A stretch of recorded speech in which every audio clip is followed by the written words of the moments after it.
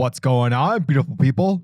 It is I, your flying locomotive and faster than a speeding bolt SuperCliff, coming at you live for a brand new video. And for today's majestic and fantastic video, we are getting heroic with Batman Superman World's Finest, issue number 22. Before we enter the world of Kingdom Come, if you are new to the channel, then smash that like and subscribe button. That way you guys never miss out on anything that happens on this majestic channel. So what are you waiting for? Let's raise the bar and go full on Super Saiyan. Hit that subscribe button. Thus, without further ado, let's get heroic and sexy with Batman Superman World's Finest, issue number 22.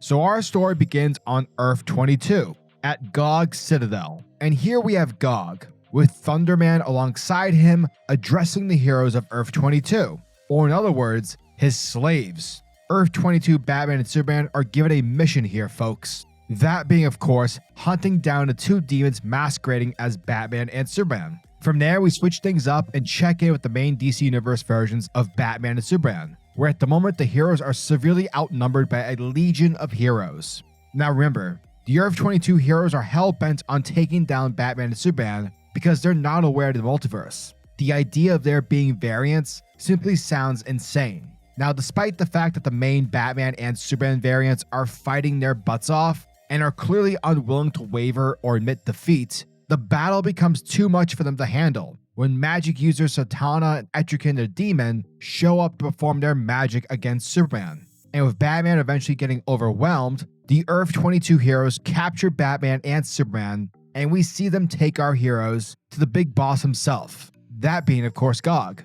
From there, Gog delivers his villainous dialogue. Basically, this scene showcases the might and power of Gog, the obedience that the Earth 22 heroes have for their leader, and honestly comes off very dictatorish. Eventually, the scene ends with Gog ordering his heroes to transport Batman to Superman to the catacombs for imprisonment. Now, while our heroes are getting transported, Superman starts yelling at his Superman variant, basically cussing him out and screaming on why he's failed to hold the S symbol on his chest. A lot of passion is being put on display here, people. Yeah, exactly, Ray. Good job. However, Earth 22 Batman is watching everything go down. And yeah, we can tell from this panel that the mechanisms are spinning in his head. And with that, Earth 22 offers to transport the prisoners.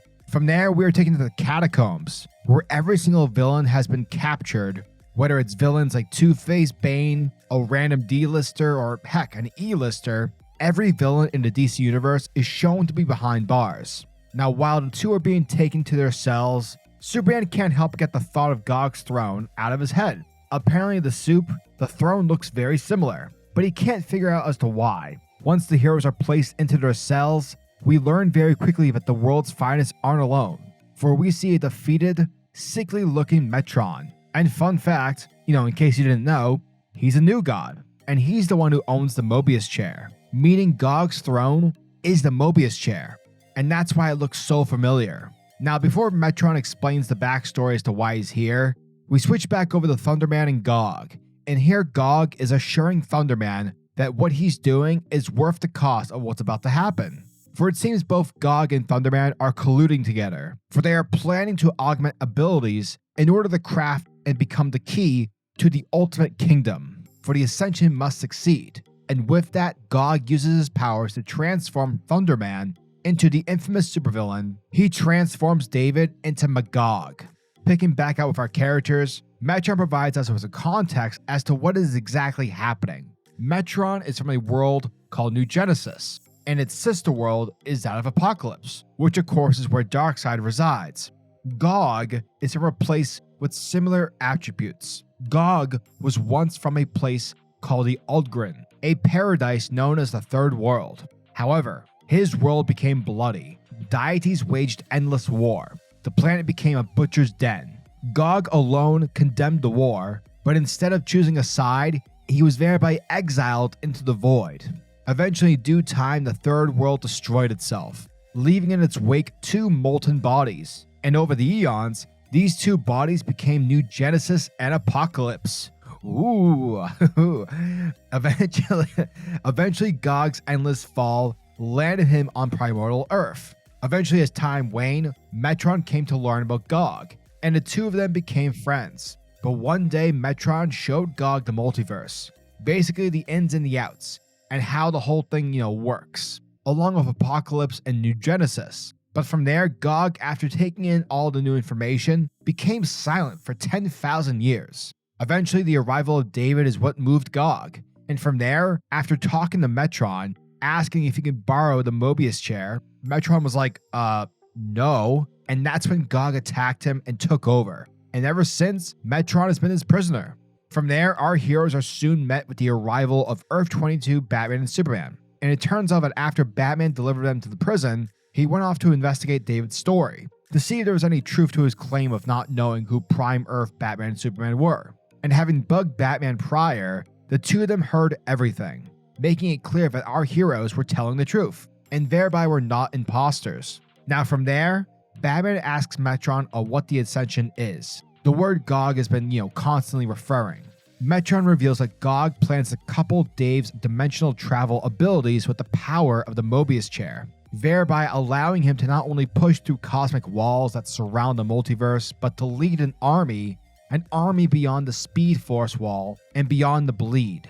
Gog intends to send David and a superhero army to wage war against Apocalypse. However, such a war will not only end in blood, for the Ascension will be the name of a battle where there will be no survivors.